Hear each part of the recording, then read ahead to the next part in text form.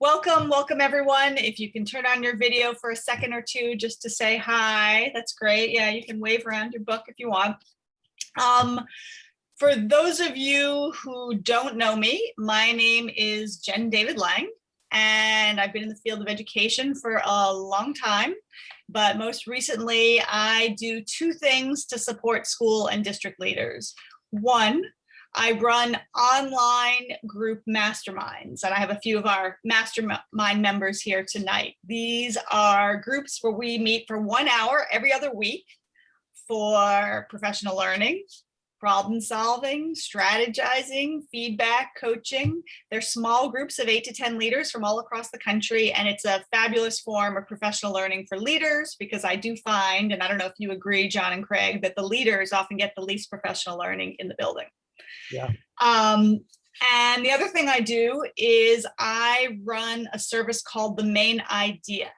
And it's a subscription service. Each month, I send a summary of one education book along with professional learning ideas to introduce the book to your leadership team, your teachers, and I send that to school leaders all across the country. So I choose one book a month, and this month I chose to feature the influential school leader and invite the authors for this book talk, which I do from time to time.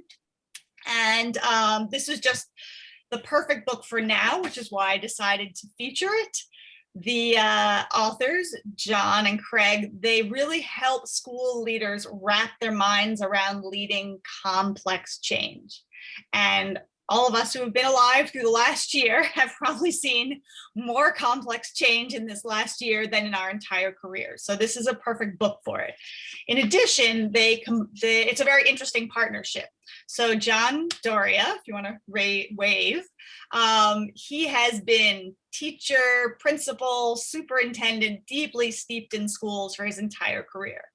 And then we have Craig Murphy, if you would like to wave your hand. He's an associate professor of school psychology. And what I love about this book is they teamed up to bring expertise from the field of education and what's involved with leading change, and the field of social and organizational psychology. Because really, you can't change schools without changing people. And you can't face even change we didn't ask for, like the pandemic. You can't really address those well without addressing the people side. So that's why I think this book is fabulous. And I am really going to shut up for today and give the floor to them. So thank you for joining us, and a warm welcome to John and Craig. Thank you very much. So Craig, do you want to share the PowerPoint, which you'll each get a copy of? So if there are any slides that you find particularly interesting and you wanted to take notes, don't worry about it. You'll actually get the PowerPoint in your email tomorrow. And as Jen said, Craig and I were excited to write this book because we saw it as a help to educational leaders to tap into the knowledge bases of organizational psychology, and social psychology, because we think that in our typical training as educators, we didn't have as much access to that. And we found that these are domains that can really be helpful. And if you've come on tonight with a really complex problem that you've been thinking about, and given the fact that you're educators, I'm sure you have, you may get frustrated because we're not going to give you the solution to that problem. What we decided to do in writing this book is to really provide you with a framework, an approach to tackling what you think is a significant problem in your context. And there may be similar problems, but contexts are very different across multiple schools. And so the framework is meant to really help you raise the probability that your work is going to move your school forward against this challenge or problem. And I've been an educator for 50 years, and there's just a lot of work that educational leaders and teachers are doing, but oftentimes it doesn't change things significantly. And when Craig and I talked about how these domains of psychology are helpful, there were 3 issues that psychology tells us about that really often prevent the work to move the school forward. One is oftentimes we think we understand what the problem is because we're so familiar with it. We see it from our point of view and we've been living with it. And we go after the solution thinking we have an understanding of the problem. And many times our diagnosis is off. The second issue is oftentimes that, people think that feelings and perceptions have nothing to do with the problem, when in fact, feelings and perceptions are really a significant part of most complex issues. And the third part is oftentimes the people who have to institute the changes that are recommended haven't been part of the problem and in creating a sense of what the problem is and a way to tackle the problem. And so we don't get the commitment of the people who need the change. And for all those reasons, we oftentimes see that professional development is like pouring water into a colander. There's a lot of effort going in, but it doesn't hold. Next slide, Craig, if you don't mind. And, as Jen said, you guys have been facing unbelievable challenges, probably more so than I could ever imagine. What you have faced this year is just, it's just hard to imagine. COVID, social justice, the mental health of students, trying to negotiate with unions around all these changes and not being able to please any constituency. Next slide, please. So I'm going to quickly share the framework that I referenced earlier, and then we'll sort of do some application work.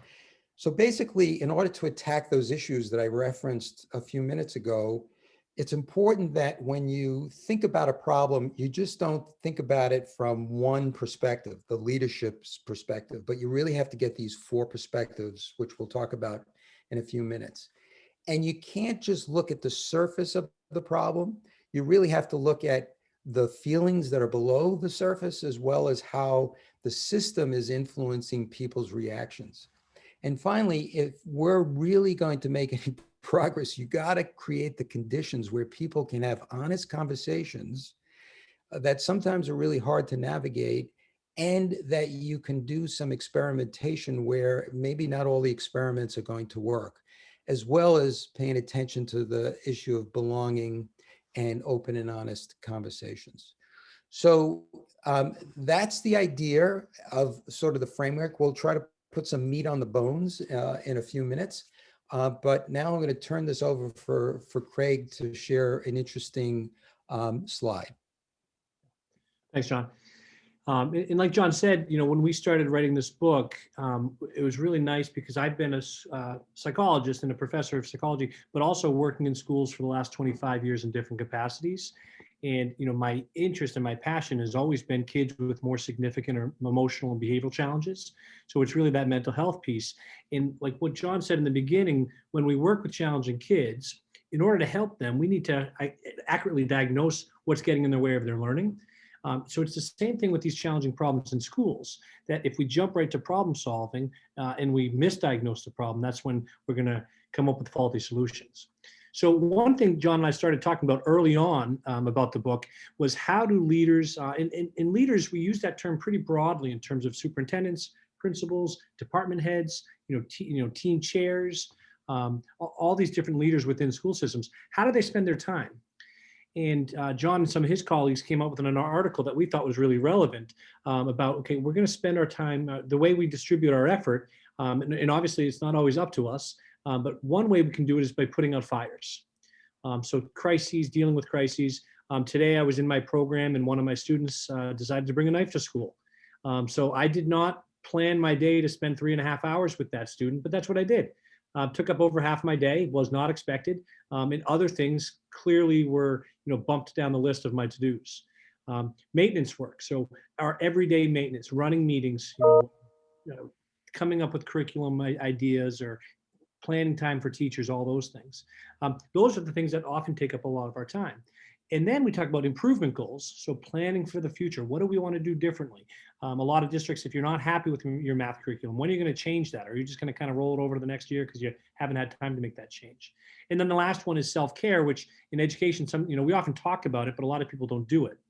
So the one thing we're going to ask you to do, and I'm always a little nervous about the technology piece, but we're going to attempt to do a quick poll to ask you guys if you had to, and don't spend a whole lot of time thinking about it, but if you had to divide how you're spending your time these days, and you had to split across these 4 areas, how would you do that? All right, I am launching the poll, and it should be all 4 questions there if you scroll down. So let me know, Craig, if you can see all 4 of the questions. I can. Yep. Yeah. And it is anonymous. Okay. And nobody will know if your total is over 100%. So. And there's definitely some kind of glitch. Oh yeah, see some people, okay. Yeah. Don't overthink it. But try to answer all 4 questions if you can. And why don't we take, we'll take 30 seconds. And I will share the results so you can see them.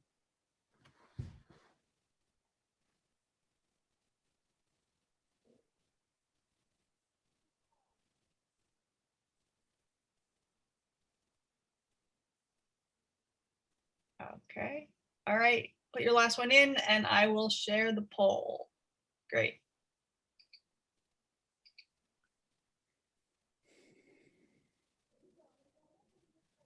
All right, so can I just scroll down at this point then? Can you scroll? Yeah, let me know if you can't scroll. I should be. Yep. Now, is everybody seeing the poll? Yep, everybody Oh, sees great. it. Great. Okay. So again, just a 30-second poll here is, what percentage of our time are we spending putting out fires? We have, cumulatively over 50% is about 25% of their day. Then we get to 80% is going to be up to that 50%. And then it's going to kind of slowly go down after that. So I'm just trying to make sure I'm interpreting this correctly though, Jen. Okay. So that's going to add up to about, okay, perfect. What percentage of the time do you spend maintaining the organization? So this is when we're going to see our, a larger share in that 26 to 50% time. What percentage of time do you spend focusing on new improvement new approaches aimed at improvements? That's actually higher than I would have expected, actually, which is kind of nice. And then what percentage of your time I spend on well-being and self-care? So being the mental health professional, that's a problem, right? We're not thrilled with those results, but I think that's also a reality of educators, right? So do I just close that here? Yep. So if we add that total, again, that's about what we predicted, right? In terms of the lion's share of our time is the putting out fires and maintaining work. And those are the must-dos.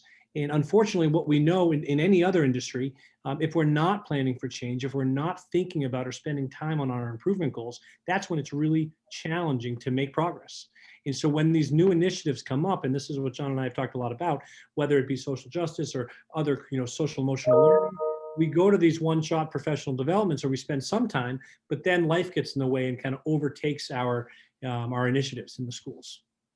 So this kind of, if we tried to predict this, ideal vision, there would be a little bit more of a spread here. So you'd see, even amounts of time spent towards maintenance, strategic improvement, putting out fires, and personal well-being. Oftentimes it looks a lot more like the pie chart on the right side. So John, I'm going to have you jump into the spatial blindness piece. Yeah. So one of the authors that we tapped into is Barry Oshry, and he has this really interesting concept about organizations, and schools certainly fit into this, is that the participants in an organization like a school have what he calls spatial blindness. And that is to say, an individual will see very well their part of the organization that interfaces with them, but they have very little understanding of how other perspectives are experiencing the organization. And so what ends up happening is we're really blind to how other people are experiencing the organization. And this is really going to be important if we're going to be able to diagnose the problem we're trying to address, is not to just go with a small group of people who are basically seeing roughly the same thing, but not tapping into how other people are seeing the problem. The next slide. So the four areas that we think you really have to get a view from is how the district leaders are seeing the problem that you are trying to solve, how building leaders are trying to see the problem, how the teachers and the staff are trying to or understand the problem, and then students and families. And that poll that we just went through, just to emphasize what Craig was saying, is because we have so much of our time goes to maintenance and putting out fires, when we finally get to improvement, we feel like we have to rush through. And so the idea of spending time not solving the problem, but just trying to understand the problem seems upside down to most educators. Where are we going to find the time? And then we go off and we do all this work, but lots of times it really isn't making a difference. And so we're turning this upside down and say, you got to spend the lion's share of your time, whatever you have, trying to understand the problem. And you got to reach these four perspectives. Once you group their perspective, you'll have a much better, if you turn to the next slide, Craig, of seeing the system, which is one of those dimensions that we often miss. Lots of times when we try to solve a problem, we see the surface of the problem very, very obviously. We often lop off the feelings attached to it. And the other part that we miss is the system itself. And the way to see the system is to bundle together these four perspectives. And we're going to give you a chance to do that right now, just in a small, tiny way. So the next slide, we're going to ask you to go into breakout rooms, introduce yourselves, obviously, don't skip that step, but just think about when you think about the opening of school that's facing you in the fall. And for some of you, this may be very new because you just opened, but I want you to think ahead to the fall and say, okay, what is the challenge how would I describe the challenge that I have to solve in order to have a good opening? Quickly share that among the people in your group. And hopefully if there's time, what I'd love for you to do is to jump into another perspective and say, well, I wonder how the parents or the students would view an effective opening of school. I wonder how central office is thinking about it. Try to share another perspective. And at this point, if you have someone from that group in your group, that's ideal, but you may not to, so it's an imaginative exercise. So Jen, I'm gonna let you put people into groups and they can try this out. Sounds good. If anybody has a question, let us know, but we put the questions in the chat. You should be able to see them from the breakout room. And we will give, we said about 7 minutes. Yep. And so let's give this a try. All right, we'll see you in 7 minutes.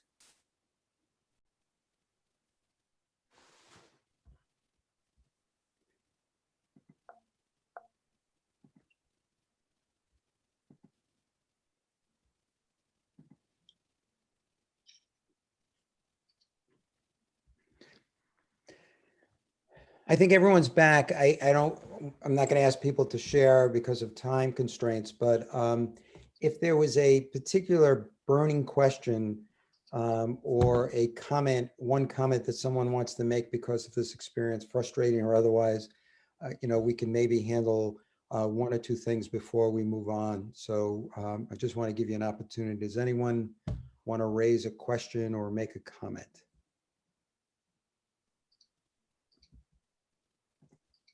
I can't see all of you simultaneously, so just turn on your mic if you'd like.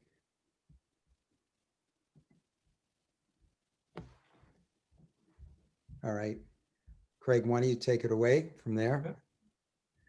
So thank you for doing that. I think for us, it's always been incredibly helpful when John and I have been able to join groups to talk to other educators about our ideas and ways to apply this framework in actual settings. So the next part of the model is really helping educational leaders understand the three dimensions of the problems that we're often trying to solve. So, the getting below the surface. So the message really to educators is we not only hear what people are saying, but also understand what they're feeling. So if you have been in the position as a educational leader when you're holding a staff meeting and you create your agenda and people have different feelings or beliefs about things like classroom placements, or how do we handle discipline, or how we're rolling out our new SEL program. And you're asking people for their feedback, and you're probably hoping that everyone's going to chime in and share what they say. Unfortunately, it doesn't always happen. So what they're able to share, or what they're able to show you, is kind of what you're seeing above the surface. And unfortunately, sometimes that's all we get. And so when we talk about getting beneath the surface, we're saying we need to pay attention to the emotions of our educators. And we often feel like our unexpressed emotions often manifest through behaviors. So if you see people coming to staff meetings late, if you see people, sitting there and multitasking and they're on their computer not listening. So they might not be telling you that they really don't like how a recent event was handled, but they're showing you with their behaviors. So we think it's really important that you get past that. And so understanding that, paying attention to those, and also seeking out that quiet voice. We think that, these key conditions that help us understand and help us establish this framework really go to psychological safety, establishing a sense of belonging, fostering and kind of rewarding open and honest communication, and then finally that experimentation phase. So we're going to talk briefly about each one of those. We have come to find, and from feedback from a lot of educators, that balancing psychological safety and accountability is probably the most important condition. And a lot of this is really developed on some of the work from Amy Edmondson, who we had the opportunity to connect with, and she was nice enough to kind of review some of our work and give us some feedback and ultimately endorse the model. We found that for the example I used is one of the leaders I first started working with at a new program. People were unhappy with some of the school counseling services. And they were unhappy, feeling like there were missed appointments and they weren't following through. And when I went to talk to the counselors or talk to the school leader, I said, well, how did that conversation go when you let them know that some of the teachers haven't been happy or they've been frustrated that some of the appointments are being missed? And it was like, well, we haven't really said that as directly. It was never put into their evaluation. So it was all this pent up frustration and emotion that everyone in the building seemed to know about, but no one never actually talked about it. So when we think about balancing psychological safety with accountability, we're not focusing on just making sure everybody's comfortable. We're saying we want to create a sense of psychological safety where people aren't worried about making mistakes, and they're not worried about disagreeing. So they're willing to do that, and they're willing to take those chances. So we don't want to be so understanding without that accountability piece, because that accountability piece is what makes it that important balance that we're kind of suggesting is so important. So it helps us understand in terms of, so in organizations that learn, people must be comfortable, I'm just going to catch on, not knowing things. So bringing people into discussions about, we have this problem, we have this issue facing us, we're not quite sure how to solve it yet. We know that there are valuable contributions and valuable perspectives throughout our schools and throughout our teams. So we want to bring everyone together to help us figure it out. And it's okay that you don't know the answer. One question that's been coming up in a lot of schools recently is questions about retention. And I've often said, like, I almost never suggest that kids should get retained because the research is so overwhelmingly negative. But now we have a totally different situation facing a lot of our educational leaders this year, where some of our kids haven't had a school year. So you might have kids in kindergarten this year who haven't really had kindergarten. And so when their parents are asking for retention, I don't think it's that easy of a solution anymore. So bringing a lot of people around that table to say, hey, we've had this belief about retention for a long time. We might need to change it this year. And I want to pull a lot of different areas of expertise to help us start thinking about that policy. And I've talked to some educational leaders locally that have said they are having 50, 60, 70 requests of retention, not just 2 or 3. Sorry, I'm missing the thing. So being comfortable not knowing, being comfortable not being right.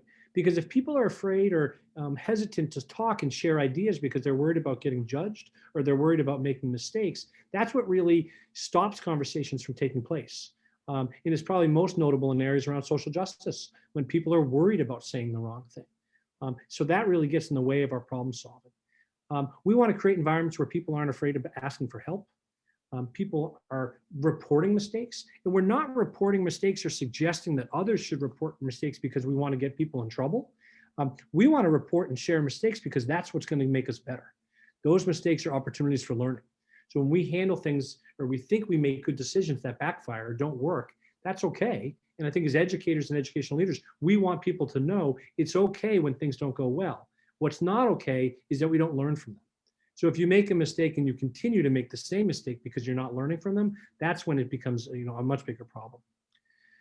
Re-strategizing quickly after failing. So this is, again, learning from our experiments.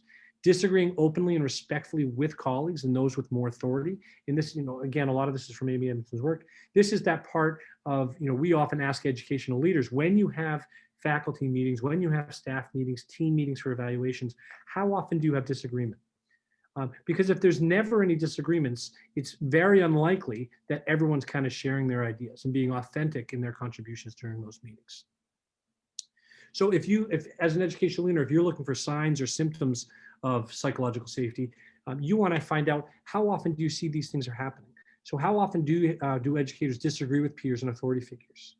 You know, one thing I've thought about, we have a cell phone problem in a lot of the programs I work with. I know we're not alone. We created this new cell phone program where kids had to lock up their phones in pouches and keep their pouches locked at all times. And so we tried this out for about a month or so, and we wanted to bring everyone together and say, how's it working? There was like this collective silence until one of our teachers stood up and screamed, I think it sucks. And he was so mad and frustrated, but it broke the tension. And ultimately, the irony is we kept the program because as a group, we felt like the pros outweigh the cons. So let's think about how we can keep these pouches, but also learn from what's not working. So we want people to feel comfortable asking naive questions, taking responsibility for their mistakes and learning from them, and also presenting a minority view without fear of ridicule or marginalization.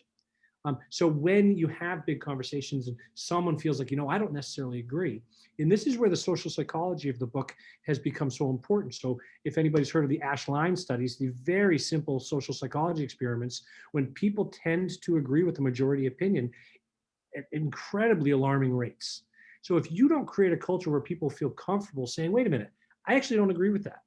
And I've heard John say this to a lot of leaders, you're actively seeking disagreement. Like, okay, it seems like we came to a consensus. You know, I'm assuming there's some people that might feel differently. I'm hoping those people feel comfortable sharing their ideas at this time. Because without doing that, without actively seeking it out, we're going to miss a lot of valuable information.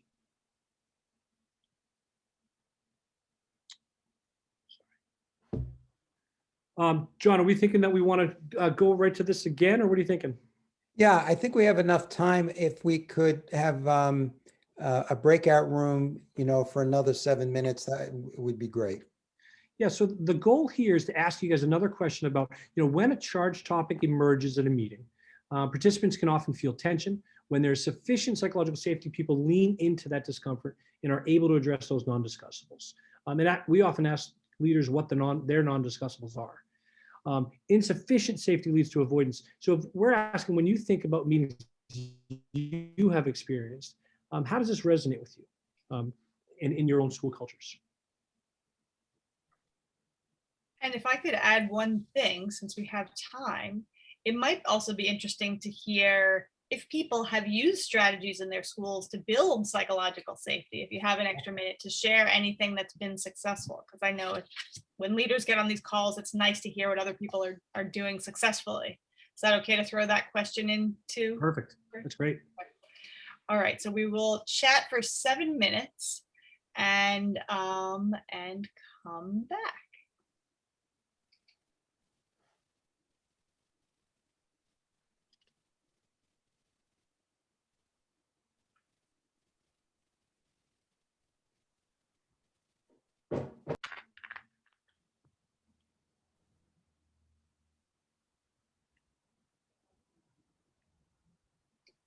Okay, we are back whenever you all are ready. I'm just curious before we jump in, again, I know this is real uncomfortable on Zoom. We were just talking about psychological safety on Zoom. Does anyone have a question or an insight that they'd be willing to share? We're obviously not going to go around and ask everyone, but if someone is willing to share something, that would be terrific too.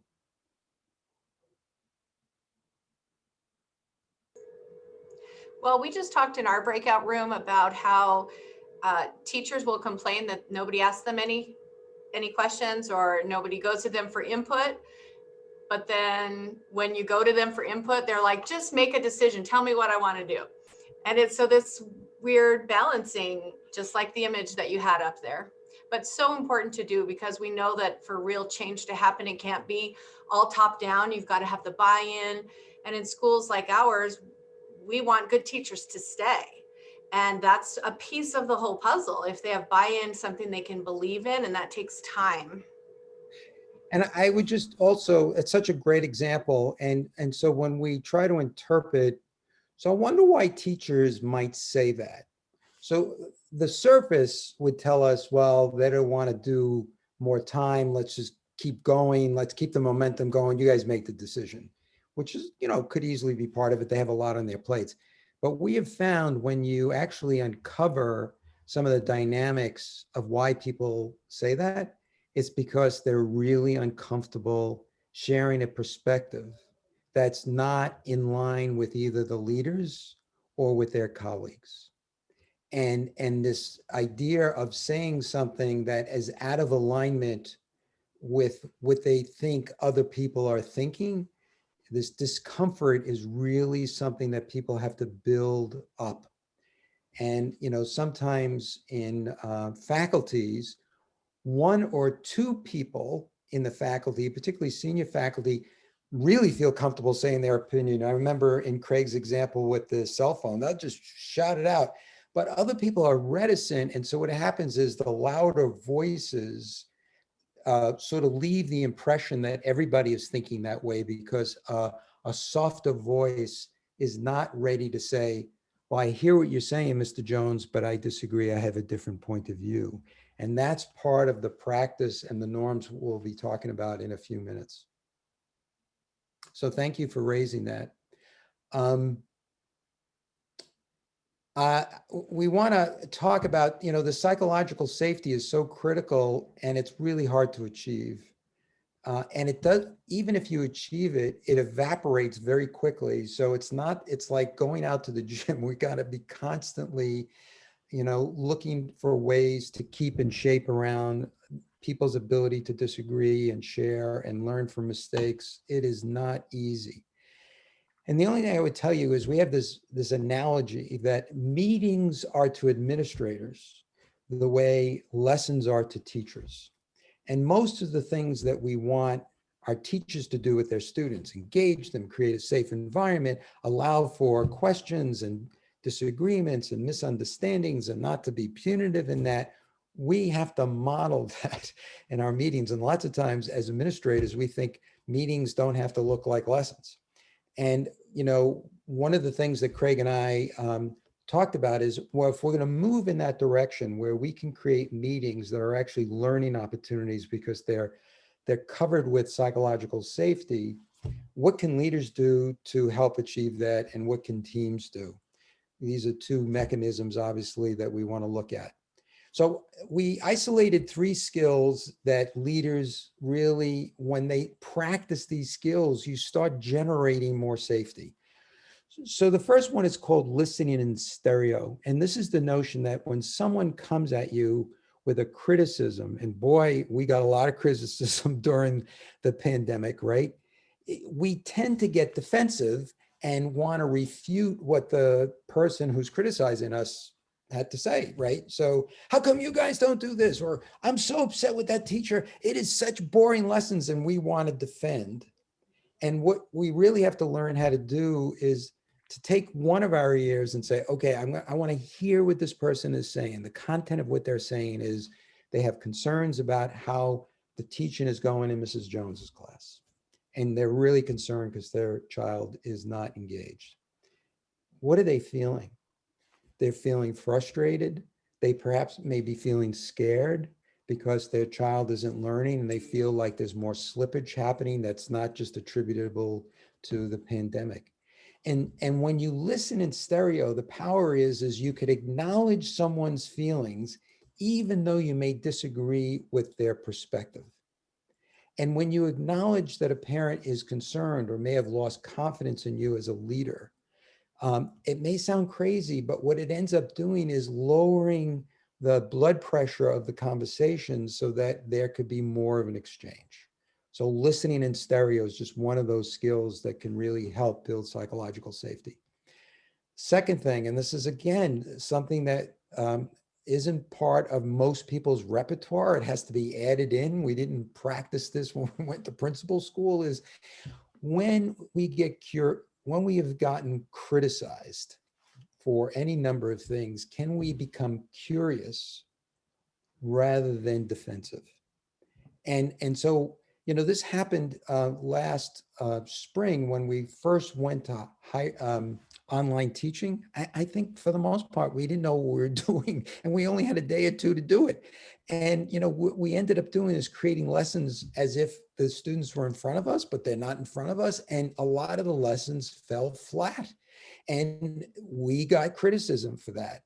And for the schools that responded with curiosity, I wonder why. Tell me more. What was this like for you? What would you like to see better? What they ended up doing is extracting from that failed experiment some learning so that when they went back to online teaching this fall, they actually could apply the learning from last spring, but a lot of schools couldn't because they didn't get curious. And finally, this notion of managing the discomfort of disagreement. We have learned that, if people disagree with us somehow or another, we think they're not good team players. If you're really going to be a good team player, you're not going to complain. And that's what's in a lot of people's minds. And the problem is if we don't hear the disagreements, if we don't hear the criticisms, we're going to end up not fully understanding what the issues are. And I have to tell you, the schools that are proceeding with initiatives around social justice, their intentions are terrific. They have a really interesting scope and sequence that they're rarely laying out, but the parts that they're not really diving into is the fact that people have strong reactions and strong emotions and strong disagreements with some of the perspectives. And they're not allowing those to come out because people think if they say them, somehow or another, they're not with the program and they may in fact sound racist.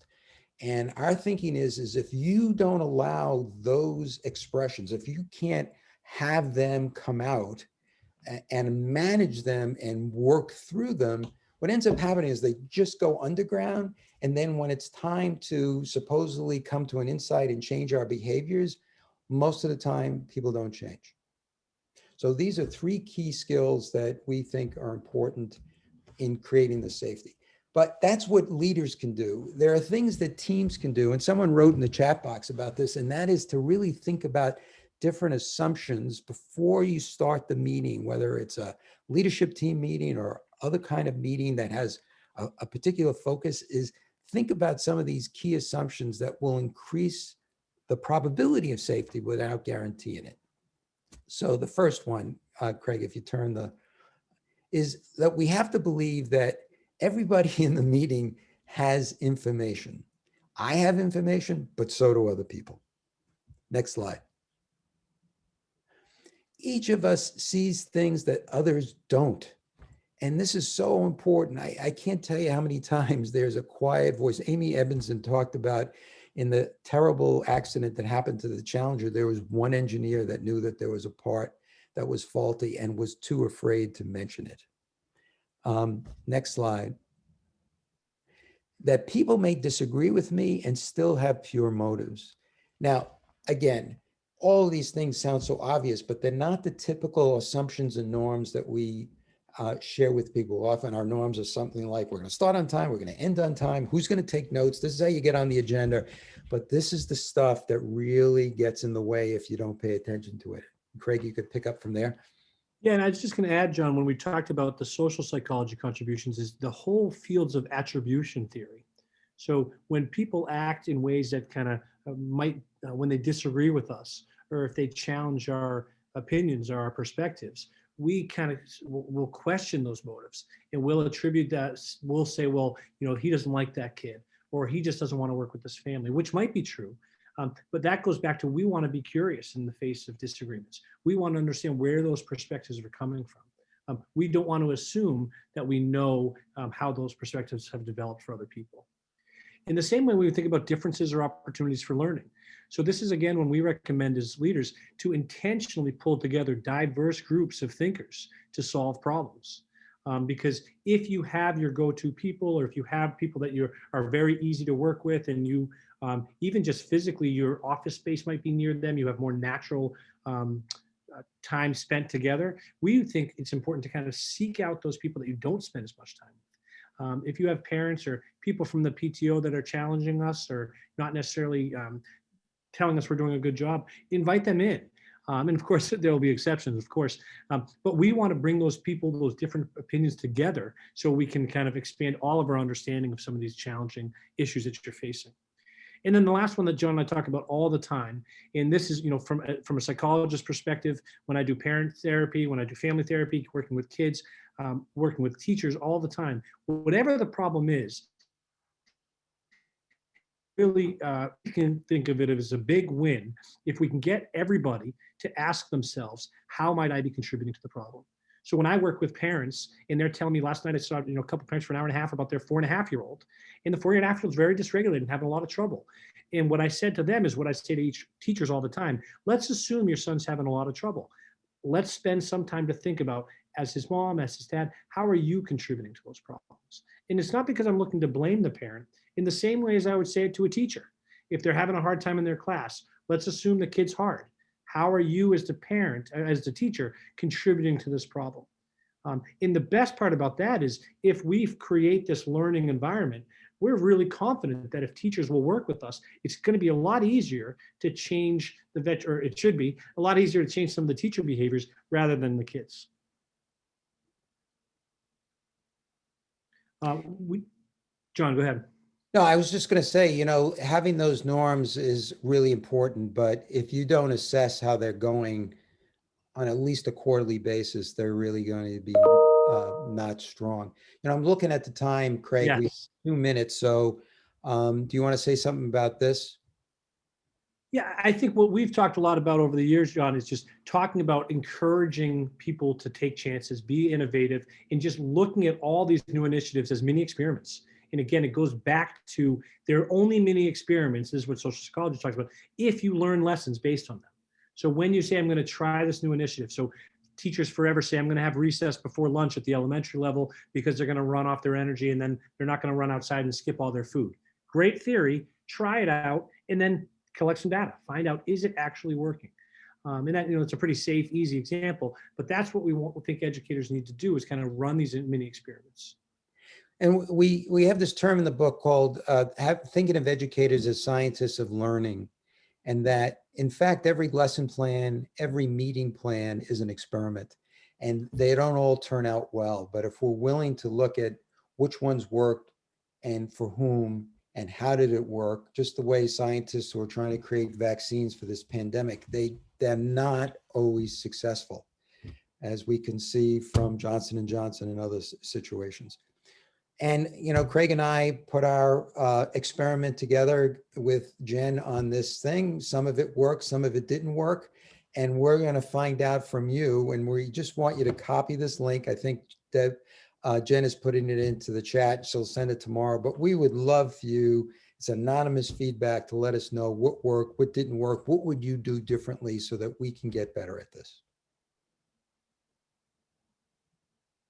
Great. Well, thank you. It's a lot of information to take the whole book and to put it into 1 hour. So I appreciate you trying to get in as much as possible. But thank you both for your time. This is a great book. It's not that long. It's only about 140 pages. And I will also be sending out the summary as well. I'll send out a video of this if you were late, and the PowerPoint, and contact information for John and Craig. So if you would like to unmute yourself and say goodbye to the authors or a hello, that would be great. And if you would take a couple minutes just right now to give them some feedback, I know they would appreciate it. So thank you, everyone. Thank you for your time.